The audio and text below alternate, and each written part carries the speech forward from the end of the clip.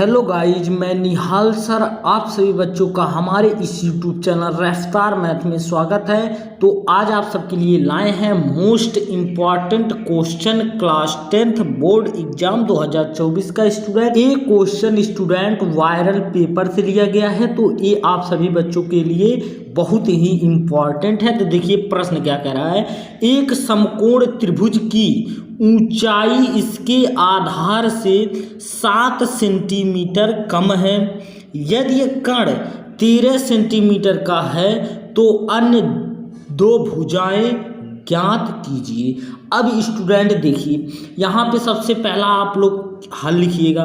तो आप लोग हल जब लिख लीजिएगा उसके बाद में देखिए कह रहा है समकोण त्रिभुज, यानी हम लोग को क्या बनाना है, बेसिकली समकोण त्रिभुज बनाना है। तो समकोण त्रिभुज इस तरह से आप लोग पहले बना लीजिए, बिना कुछ सोचे समझे ऐसे समकोण त्रिभुज बना लीजिए। इसमें स्टूडेंट ए होता है कण, ए क्या होता है स्टूडेंट, कण, ए भुजा, यानी ए बी सी। तो ए से लेके सी तक की दूरी क्या होती है स्टूडेंट, कण होती है। यहाँ पे स्टूडेंट ए बी क्या है, लंब है। ए क्या है स्टूडेंट, लंब है। और इसी को आप लोग ऊंचाई भी कह सकते हैं। इसी को क्या कहते हैं, ए बी एक ऊंचाई भी है। और ए क्या है स्टूडेंट, आधार है। बी सी क्या है स्टूडेंट, आधार है। तो देखिए स्टूडेंट क्या कह रहा है, एक समकोण त्रिभुज की ऊंचाई इसके आधार से 7 सेंटीमीटर कम है। तो आधार से स्टूडेंट कितना, 7 सेंटीमीटर कम है। तो माना आधार बराबर, आप लोग मान लीजिएगा, माना आधार बराबर यक्स सेंटीमीटर, कितना स्टूडेंट, यक्स सेंटीमीटर। तो यहाँ पे यक्स सेंटीमीटर आप लोग लिख लीजिए। उसके बाद में स्टूडेंट, उसके बाद में कह रहा है इससे 7 सेंटीमीटर कम है ऊंचाई। तो यक्स माइनस कितना हो जाएगा स्टूडेंट, 7 सेंटीमीटर क्या है स्टूडेंट, कम है। तो ये सेंटीमीटर में हो जाएगा। और उसके बाद में क्या है, यदि कण 13 सेंटीमीटर और कण कितना दिया है स्टूडेंट, 13 सेंटीमीटर दिया है। तो हम लोग को यही दो भुजाएं क्या करना है स्टूडेंट, ज्ञात करना है। दो भुजाएं ज्ञात करना है। तो इसके लिए आप लोग देखिए यहाँ पे, और यहाँ पे लिखिएगा कण, ये सब दिया है, ठीक है। कण कितना दिया है स्टूडेंट, 13 सेंटीमीटर। उसके बाद में लंब कितना हो जाएगा स्टूडेंट, लंब जो कि ऊंचाई है, लंब कितना है, यक्स माइनस 7 सेंटीमीटर। ये सब आप सब लोग बोर्ड एग्जाम में लिख लीजिएगा। उसके बाद में अब यहाँ पे हल बेसिकली क्या करेंगे, त्रिभुज, समकोण त्रिभुज क्या है स्टूडेंट, समकोण त्रिभुज ए बी सी में। अब स्टूडेंट ए बी सी में क्या करेंगे स्टूडेंट, पाइथागोरस प्रमेय आप लोग पढ़े होंगे, पाइथागोरस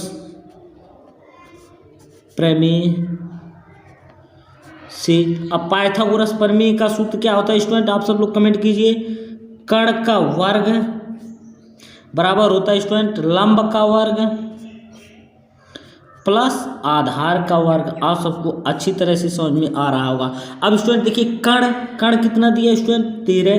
तो 13 का क्या हो जाएगा स्टूडेंट, वर्ग बराबर लंब क्या है स्टूडेंट, यक्स माइनस 7। तो यक्स माइनस 7 और यहाँ पे वर्ग है तो वर्ग कर देंगे, प्लस आधार कितना स्टूडेंट, यक्स। तो यक्स का, आप सबको अच्छी तरह से इतनी बातें समझ में आ रही होगी। अब स्टूडेंट देखिए यहाँ पे 13 का वर्ग होता है 169 बराबर। अब स्टूडेंट देखिए यक्स माइनस 7 का होल स्क्वायर है। तो a माइनस बी का होल स्क्वायर का सूत्र आप लोग पढ़ोगे, a माइनस बी का होल स्क्वायर वाला सूत्र क्या होता है student, a square plus B square minus 2ab, यही सूत्र होता है, आप सबको अच्छी तरह से पता होगा। अब देखिए यहाँ पे ए स्क्वायर की जगह पे कितना है, ए की जगह पे एक्स है और बी की जगह पे क्या है, देखिए यहाँ ए रख दिए, यहाँ पे बी। तो ए स्क्वायर मतलब एक्स का स्क्वायर प्लस बी स्क्वायर मतलब 7 का स्क्वायर। उसके बाद में माइनस 2ab, 2 गुणे ए का मान कितना स्टूडेंट, एक्स, गुणे बी का मान कितना स्टूडेंट, 7। यहाँ पे प्लस का चिन्ह है, देखिए यहाँ पे प्लस का चिन्ह लगा देंगे। एक्स का स्क्वायर कितना हो जाएगा, एक्स स्क्वायर हो जाएगा। आप सबको अच्छी तरह समझ में आए। यहाँ पे 169 बराबर, यहाँ पे स्टूडेंट देखिए एक्स स्क्वायर प्लस 7 का स्क्वायर कितना होगा स्टूडेंट, 49। उसके बाद माइनस 2 गुणे यक्स गुणे 7, यानी 2 सत्ते 14 और यक्स का गुणा है यक्स हो जाएगा, प्लस यहाँ यक्स स्क्वायर हो जाएगा। अब स्टूडेंट देखिए यहाँ पे 169, अब ये प्लस का 49 है, बराबर के इस साइड आएगा तो माइनस का 49 हो जाएगा बराबर। यहाँ पे स्टूडेंट देखिए यक्स स्क्वायर, एक एक्स स्क्वायर है प्लस एक एक्स स्क्वायर, 2x² हो जाएगा।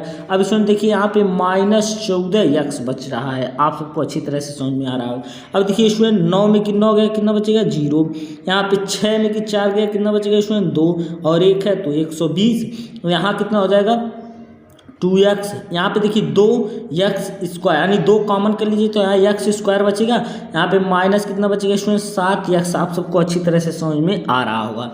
अब इसमें 2 को इस साइड भेजेंगे तो कितना हो जाएगा यहाँ पे 120/2 बराबर कितना हो जाएगा इसमें x² - 7x, आप सबको अच्छी तरह से समझ में आ रहा होगा। अब स्टूडेंट देखिए यहाँ पे 2 से इसको काटेंगे तो 60 × 120 होता है, कितना 60 × 120, तो यानी हम लोग का जो आएगा x² - 7x। अब इधर देखिए बराबर के इस साइड 60 है तो बराबर के इस साइड जब जाएगा तो माइनस क्या हो जाएगा इसमें 60 और यहाँ पे बराबर के इस साइड क्या बचेगा 0, तो बराबर क्या कर दिए 0। देखिए यहाँ पे 60 का ऐसा गुणनखंड करें कि घटाने पे कितना है स्टूडेंट 7x आए, तो हम लोग इस प्रकार से गुणनखंड करेंगे। देखिए 60 का गुणनखंड हम कर देंगे यहीं पे 60 का गुणनखंड, तो 2 30 हो जाएगा स्टूडेंट, फिर 2 से कटेगा तो 15, फिर 3 से कटेगा तो 5, फिर 5 से कटेगा तो 1 हो जाएगा। तो आप सब लोग देखिए 2 दूना 4, 4 तिया 12, अब 12 उसके बाद में 5 कितना होगा 12 में के बाद जो यहाँ पे स्टूडेंट जो गुणनखंड बनेगा x² - 12x plus 5x minus 60 बराबर कितना हो जाएगा स्टूडेंट 0। आप सबको इतनी बात अच्छी तरह से समझ में आ रही है। अब स्टूडेंट देखिए यहाँ पे x कॉमन है इसमें से, तो x कॉमन ले लेंगे तो यहाँ कितना बचेगा स्टूडेंट x - 12 और यहाँ पे स्टूडेंट देखिए प्लस 5 कॉमन है तो यहाँ पे कितना बचेगा x - 12 बराबर 0। तो स्टूडेंट देखिए अब यहाँ पे क्या एक कोष्टक में देखिए ये दोनों कोष्टक समान है तो यहाँ पे x को एक कोष्टक में x - 12 कॉमन ले लेंगे तो कितना बचेगा स्टूडेंट इधर x + 5 एक कोष्टक में बराबर कितना हो जाएगा 0।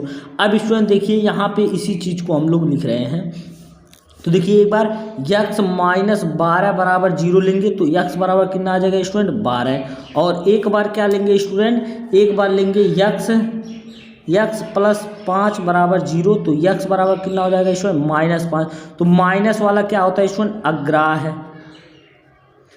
तो इतनी बात आप सबको समझ आए। तो हम लोग का जो आंसर आएगा x बराबर 12, तो यहाँ पे जो आधार आएगा स्टूडेंट जो आधार है आप सबका कितना होगा स्टूडेंट 12 सेंटीमीटर और जो स्टूडेंट ये लंब है ऊंचाई है ये 12 माइनस कितना हो जाएगा 12 माइनस हो जाएगा। देखिए x के जगह 12 रखें और -7 है तो 7 जो ऊंचाई होगा तो 12 में कि 7 जगह कितना बचेगा स्टूडेंट 7 × 5 12 5 सेंटीमीटर का होगा, तो ये 5 सेंटीमीटर का होगा लंब और ये आधार कितना होगा 12 सेंटीमीटर और एक कण तो दिया है 13 सेंटीमीटर। तो आप सब लोग देखिए कितनी अच्छी तरह से इसको इस सवाल को लगा लोग इसका स्क्रीनशॉट ले लीजिए। अगर ये प्रश्न आप सबको समझ में आया होगा तो कृपया चैनल को लाइक सब्सक्राइब एवं शेयर जरूर कीजिएगा, यही आपसे विनम्र निवेदन है स्टूडेंट।